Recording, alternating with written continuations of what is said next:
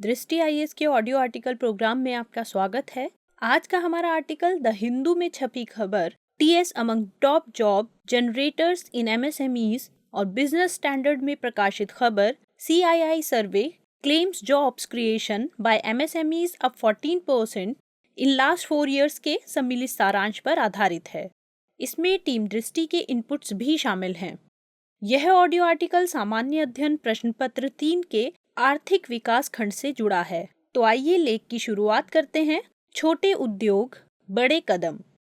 भारत में खेती अगर अर्थव्यवस्था की रीढ़ है तो सूक्ष्म, मध्यम और लघु उद्योग उसके मजबूत कदम हैं। ये उद्योग देश की प्रगति को रफ्तार देने का काम करते हैं। सूक्ष्म, मध्यम और लघु उद्योग कृषि के बाद रोजगार देने वाला सबसे बड़ा सेक्टर है।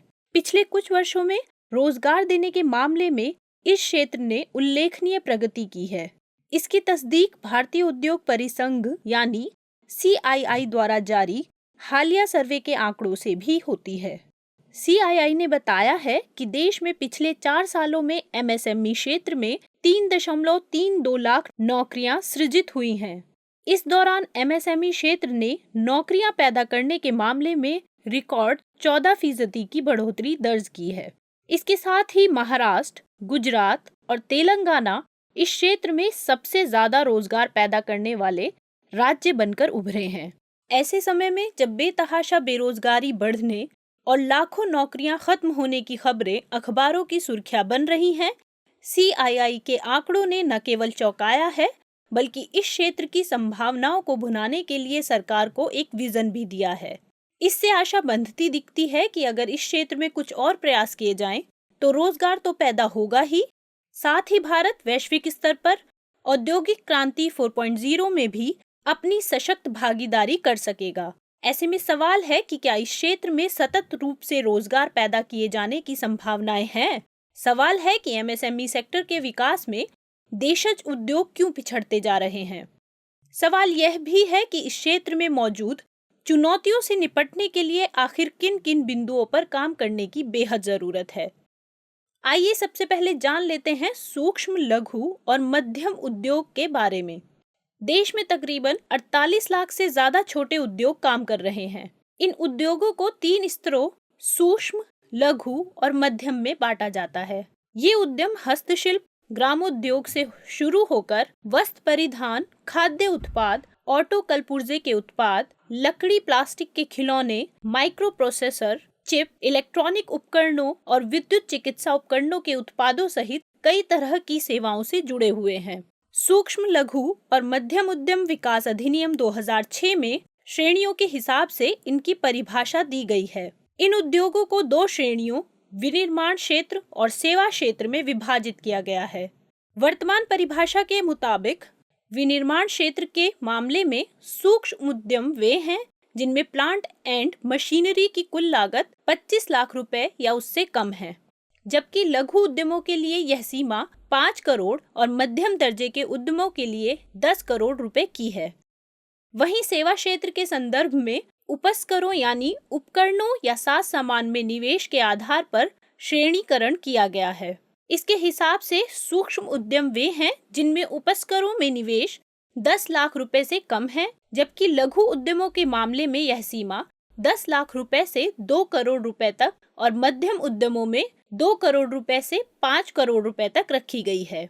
पिछले वर्ष ही सरकार ने इस परिभाषा में बदलाव के लिए सूक्ष्म, लघु और मध्यम उद्यम विकास संशोधन विधेयक 2018 प्रस्तावित किया है। इसमें प्लांट और मशीनरी की लागत की बजाय सालाना टर्नओवर के आधार पर उद्योगों को सूक्ष्म, लघु और मध्यम श्रेणी में रखने का प्रस्ताव किया गया है।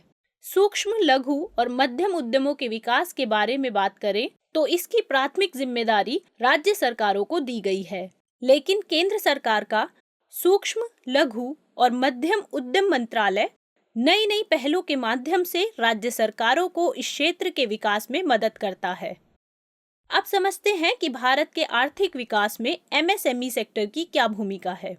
सूक्ष्म, लघु और मध्यम उद्यमों को भारतीय अर्थव्यवस्था के महत्वपूर्ण क्षेत्रों में से एक माना जाता है। यह क्षेत्र पिछले 5 दशकों में भारतीय अर्थव्यवस्था के एक बेहद जीवंत और गतिशील क्षेत्र के रूप में उभरा है। छोटे और मध्यम आकार के उद्यमों ने पिछले कुछ वर्षों के दौरान 10% से ज्यादा वृद्धि दर दर्ज कराई है। इस क्षेत्र ने देश की जीडीपी में लगभग 8% का योगदान दिया है।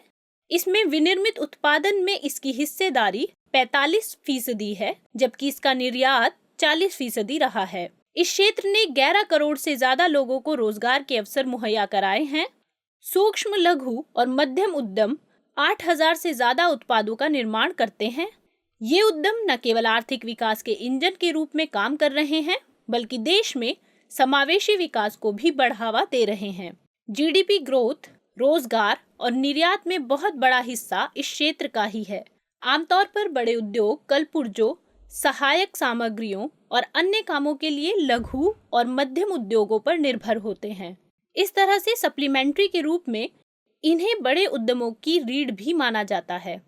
खास बात यह है कि ये न केवल बड़े उद्योगों की तुलना में अपेक्षाकृत कम पूंजी लागत पर बड़े रोजगार के अवसर प्रदान करने में एक अहम भूमिका निभाते हैं, बल्कि यह ग्रामीण और पिछड़े क्षेत्रों के औद्योगिकरण में भी मदद करते हैं। इससे क्षेत्रीय असंतुलन कम होता है और रोजगार के लिए गांवों से शहरों की ओर पलायन की समस्या का भी समाधान मिलता है।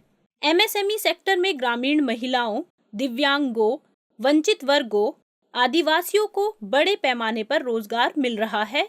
इस रूप में यह भारत में सामाजिक आर्थिक विकास के अहम उपकरण की तरह भी काम कर रहा है।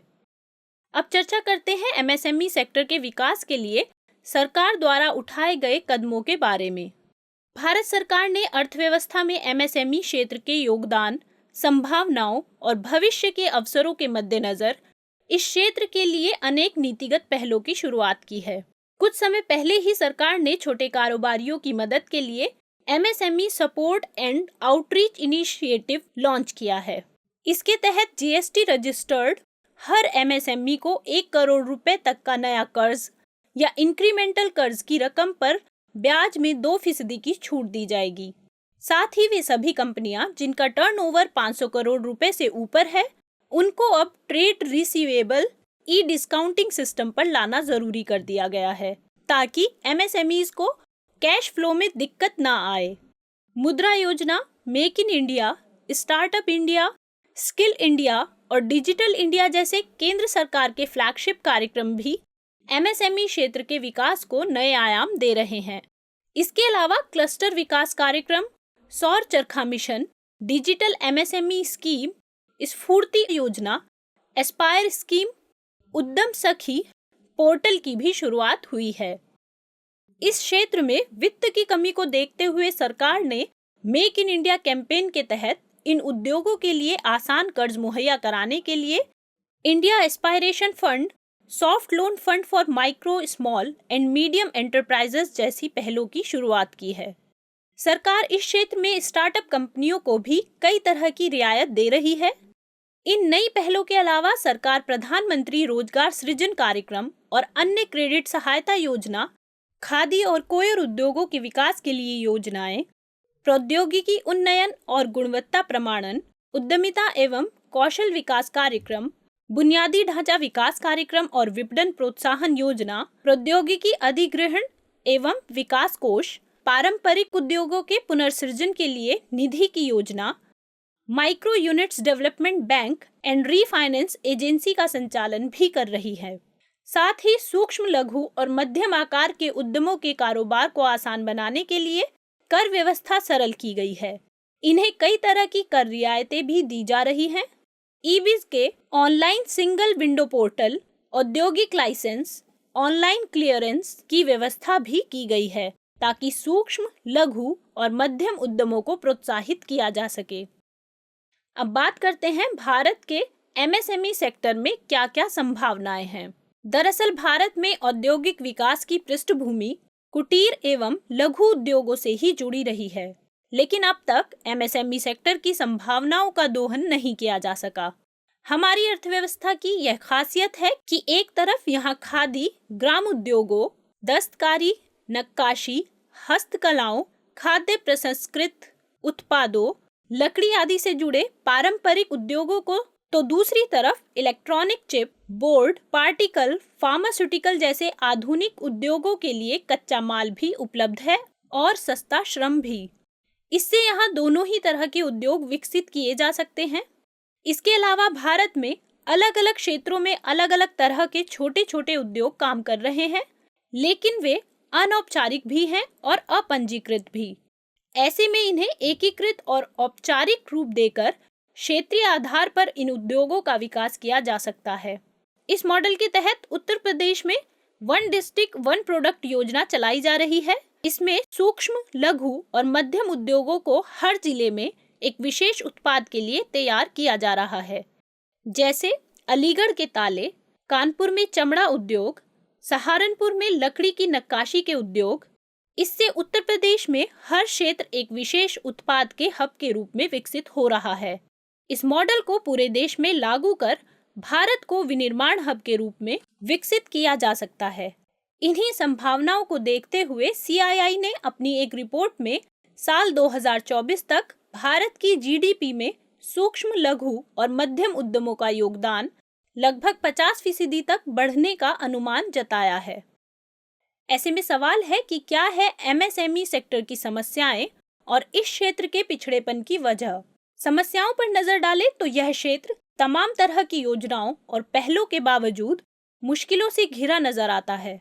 आज भी ये उद्योग वित्त, मार्केटिंग और तकनीकी सहयोग समेत कई तरह की जरूरी सुविधाओं के लिए संघर्ष कर रहे हैं। इस क्षेत्र में सबसे बड़ी समस्या वित्तीयन की नजर आती है।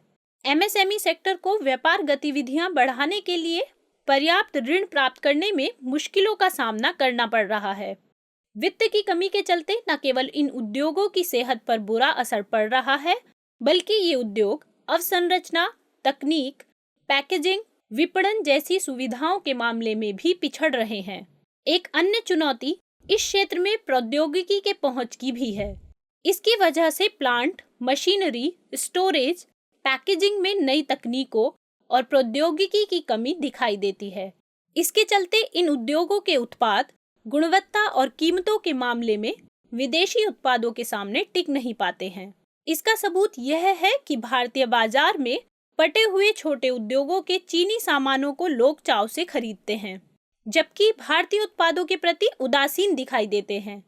यह भी एक चिंता का विषय है कि इतने दशकों के बावजूद भी MSME सेक्टर से जुड़े अधिकतर उद्यम गैर पंजीकृत और असंगठित हैं।